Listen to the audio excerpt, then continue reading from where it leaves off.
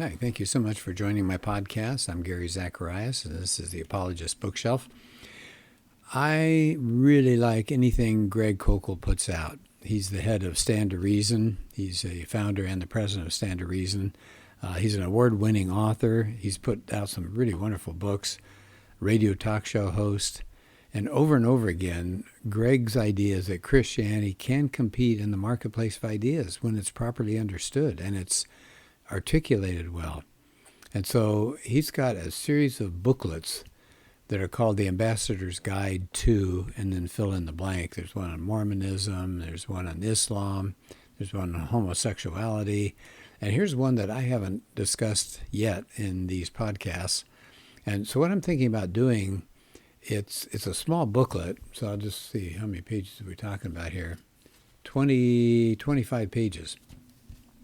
So what I think I'll do is we'll see how far I get in this first podcast. If it needs 2 podcasts, I'm going to take them in a row so that I can give you the whole concept all together rather than breaking it into pieces. He doesn't have chapters, so it needs to be presented as a whole. So we'll see how far we get here. Koukl starts off, and he talks about what he hears during political seasons. He said there was an interview one time, a candidate was asked about his Christian faith, and he was asked if people with different religious convictions go to heaven. Ooh, that's a minefield right there. And here's what the guy said. It's a precept of my Christian faith that my redemption comes through Christ, but I'm also a big believer in the golden rule, which I think is an essential pillar not only of my faith, but of my values and my ideals and my experience here on earth. And I'm also a believer, as part of my faith, that I am a limited being with limited understanding. And so I operate on the basis of, I operate knowing what I know for myself, but not presuming that I know everything, certainly not enough for me to condemn others, or to presume that their path is wrong. And Koukl said, we're seeing that more and more. People are saying things like that. He said Christians are doing 2 things at one time. They're confessing Christ. Okay, well, that's wonderful. But at the same time, they're retreating from the gospel. It's kind of a true for me, but not for you Christianity. He calls it this is Koukl now talking, he calls it a confused confession. He says, it is a confession of Christ, sort of, but it's deeply confused. He said, how can any Christian claim, like that politician, that he genuinely believes Jesus is his Savior, but be unwilling to say that other spiritual paths are wrong? He says, does that strike you as unusual? Well, it's not unusual at all these days, is it? He said, comments like those are so common, they hardly raise an eyebrow anymore. That's the idea. It's kind of a clever thing to do. You can say, well, I'm aligned with Christ, and I deny him in another sense. So he says, nobody gets offended, everybody's satisfied. But he said, does that statement strike you as theologically unusual? Theologically. So he says, let's look. What would Jesus say? He says, can you imagine Peter or Paul or John or any of the early disciples saying that? What's the fate of the Great Commission when informed by that kind of confusion? He said, remember, the word Christian wasn't chosen by followers of Christ to describe themselves. That was a name given to them by outsiders in Antioch. We see that in Acts 11, maybe a put-down term. So what did the early Christians use for themselves? They called themselves the Way. Notice that, the way. Koukl says not a way or our way or some way, but the way. We see that in Acts 9:2, Acts 19:9 and 23, and Acts 24:14 and 22. Koukl asks us to think about Christ's response when he was asked a simple question. Are you the Christ, the Son of the living God? Now, Jesus doesn't respond, well, that's true for me. He said, I am. And because of that, he was led away to crucifixion. And now a few weeks go by after that, there's the same ruling body that had put Jesus to death. And what does Peter say? What's his confession? There is salvation in no one else, for there is no other name under heaven that has been given among men by which we must be saved. That's Acts 4. So he was unmoved. He said, I don't know. He said, we can't stop speaking about what we've seen and heard. There was no ambivalence. There was no ambiguity at all. And so Koukl says what he's trying to do in this Ambassador's Guide, this little booklet, is to expose the error behind that relativistic religion that ends up having confessions like that guy that said, well, it's true for me. He said, that confusion is corrosive. It's putting the gospel in jeopardy. People who hold that view are not likely going to have any kind of discomfort required to fulfill the Great Commission. It's theologically thin, Koukl says. It's not really biblical faith at all. So then Koukl, trying to figure it out, he says, why do we have this approach? He says probably 3 explanations, and that's what he's going to do for most of this booklet. One reason people are saying this who are Christians, he calls it theological uncertainty.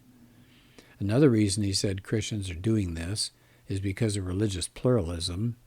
And they said a third reason Christians are coming up with this, it's true for me but not for you, true for me but may not be true for you, Christian inclusivism. Okay, he said, I left out dishonesty. He said, I don't want to appear jaundiced, but he said, some people say that. Anyway, so he said, those 3 reasons don't work.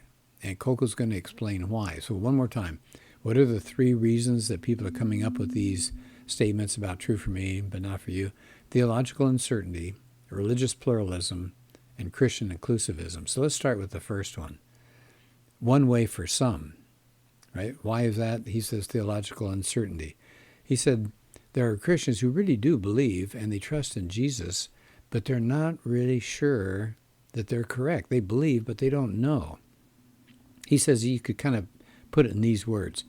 I can't say that others have to trust in Jesus for salvation because I'm not even sure that I have to. I believe I need Jesus, so I'm trusting him, but I don't know Jesus is the only truth. He said, I get it. I'm sympathetic to this, that some people, it's the best the Christians can do. They lack confidence. They lack knowledge. And now that he brings up apologetics, he said, the role of Christian apologetics is to supply evidence, to take your mere belief up to credible and justified conviction. I love that. I think that's a great line. So he says, what's apologetics for? To supply the evidence. For what purpose? To elevate mere belief to a new level, credible and justified conviction. And I think that's what I'd like for these podcasts, to take all of our, and I'm including myself, because when I read these things again and share them with you, it really strengthens my faith too, my beliefs. So he says we're supposed to be taking mere belief and raise it to actually credible and justified conviction. And he said a lot of Christians are not availing themselves of the kinds of resources that could do that. He says no wonder they're hesitant. Now let me just put in at this point, you can tell from my podcast that there are some amazing resources for Christians available if we would just take the time and look at them occasionally. Now, he goes back, he says, all right, so here's that approach, that they're just not sure. He said it's got a lethal liability. The biblical claim that Jesus is God's Messiah for the world, that's John 3:16, a whole bunch of other places, that's either true or false. It can't be both. If it's true, then people who trust in Jesus are pardoned, and those who don't are still in their sin. But if it's false, then Jesus fails to save anyone, whether it's an unbeliever or a believer. So people who reject him face no consequence, and those who trust him have done that in vain. He said there's no reasonable option, however, to claim that he is my Savior, but not the world's Savior. The claims of Christ could be true for me and true for you, even if you don't believe them, or they could be false for you and also false for me, even if I do believe them. He said they can't be half and half. And I said, here's the key thing. Jesus is either the Savior for all or he's the Savior of none. And I said, I think that's really important. He says, now the question is, why is Jesus the only hope? He said, it's kind of hard for Christians to say Jesus is the only Savior possible if he doesn't know why. Jesus is indispensable. And he says, here's the answer for that. Each of us lives a life, and as we live it, we're accumulating to our account a rap sheet, is what Koukl calls it, a personal list of our crimes before God. And now we die, we stand before God at the final judgment. What's he going to do? He's not going to say, oh, what religious club are you belonging to? Oh, you're a Presbyterian, or you're a Buddhist. Oh, he's going to look at that record, that rap sheet, and he's going to judge us according to our deeds. We see that in Revelation 20. God's going to say, did you live your life the way you should have? Did you honor God? Did you love him? Did you never lie? Did you never take something that wasn't your own? Did you never dishonor parents? Did you never abuse people? Did you never hunger after something that didn't belong to you? Did you always love your neighbors yourself? Can you imagine? I cringe. I mean, I think about, what if that was me standing there? What am I going to say? Not anything good. And he says, now, if we've never broken any of God's laws, if we have never faltered in any of these requirements, then we don't have anything to worry about. God doesn't punish innocent people. Oh, however, if we've done something wrong, we're going to get punished in proportion to our crimes. This is not good news.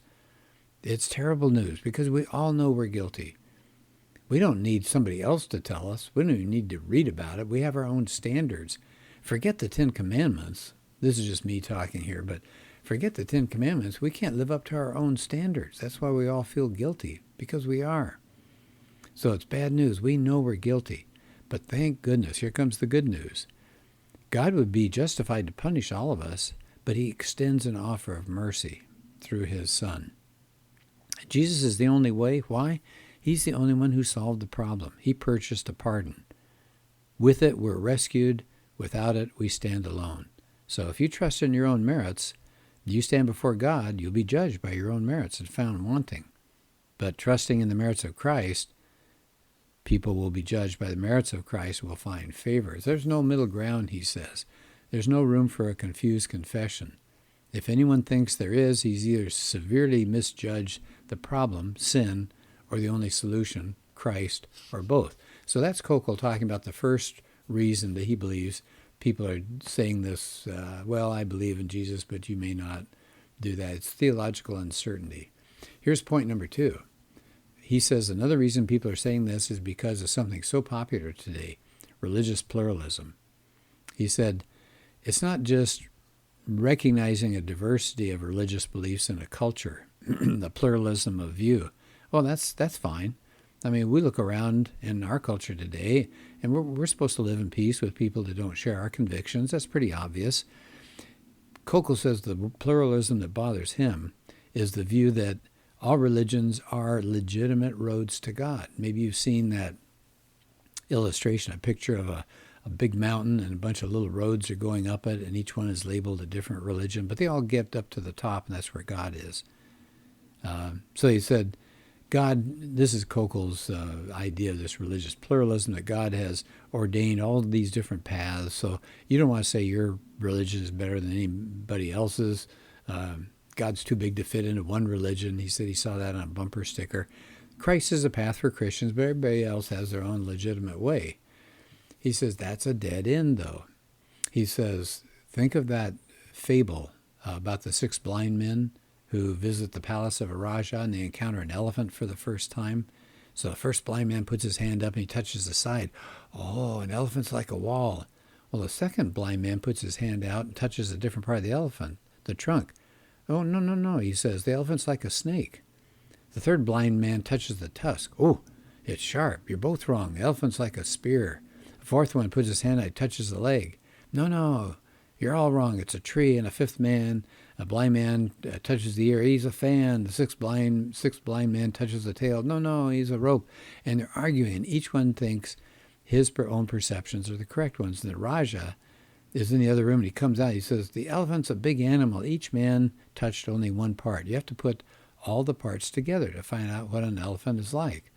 Ah, say the blind men. They reach agreement. Oh, each of us just knew a part, and to find out the whole truth, we have to put all the parts together. He says this fable, and I'm back to Koukl again. He says this fable is used to illustrate religious pluralism. There is a huge problem with that parable. Why? It presumes that Christians reject pluralism because they're not exposed to other beliefs, like the blind men. If they just searched more completely, they'd see their errors. Christians are just uninformed. That's not the case. Christians reject pluralism because different elements of different religions contradict each other. Judaism says Jesus is not the Messiah. Christianity says he is. Now, he can't be both. He can't be the Messiah and not be the Messiah. Both groups can't be right. Maybe Judaism is wrong. Maybe Christianity is wrong. They're not equally true. They're contradictions. He says there are all sorts of other examples of these contradictions. What happens when we die? Some religions say there's a heaven and hell. Others teach reincarnation. Some say, no, it's just the grave. Well, Koukl says, when we die, we may go to heaven or hell, or we might be reincarnated, or maybe we'll disappear. You can't do them all at the same time. Somebody is mistaken. So there's the problem, isn't it, about the blind men and the elephant? Yeah. So you know what I'm going to do? I think I'll stop at this point because I'm kind of in the middle of the chapter, and I want to continue with the book with a future podcast, but I don't want to burden you with too much information here. So beware. You're going to hear that idea of the blind men and the elephant.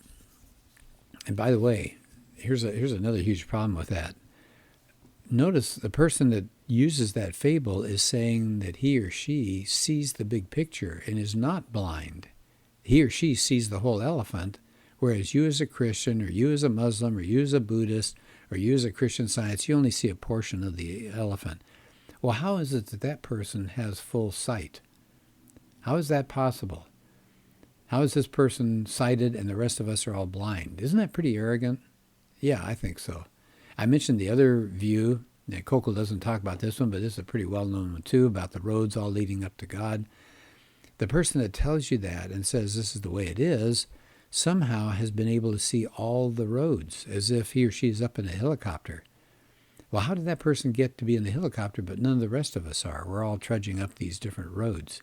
Again, to hear I would just call it arrogance there at that point. So let's stop at this juncture. This was partway through the booklet. So he's talking about 3 reasons for people to have this pluralistic view of religion. So for Christians especially, they don't know their theology. They're buying into religious pluralism. And the third one is Christian inclusivism. All right, so again, this is Greg Koukl's book. That's Koukl, Greg Koukl's booklet, called The Ambassador's Guide to Pluralism. By the way, I think you can buy all these Ambassador's Guide as a group, and you'll get so much out of them. They're not threatening. They're not huge. They're clear, well-written. They're not all by Greg Koukl and by other people that he trusts and have been part of his organization. So Stand to Reason, str.org. Look it up online, Stand to Reason, str.org. So much good information there. He's got so much you can download and listen to, so many good booklets and things to get a hold of. So I'm a strong believer in Greg's ministry. He's been at our church, a great individual, well respected in the apologetics field. All right, well, thanks for your time, and I hope you have a really good day, and we'll do another podcast soon.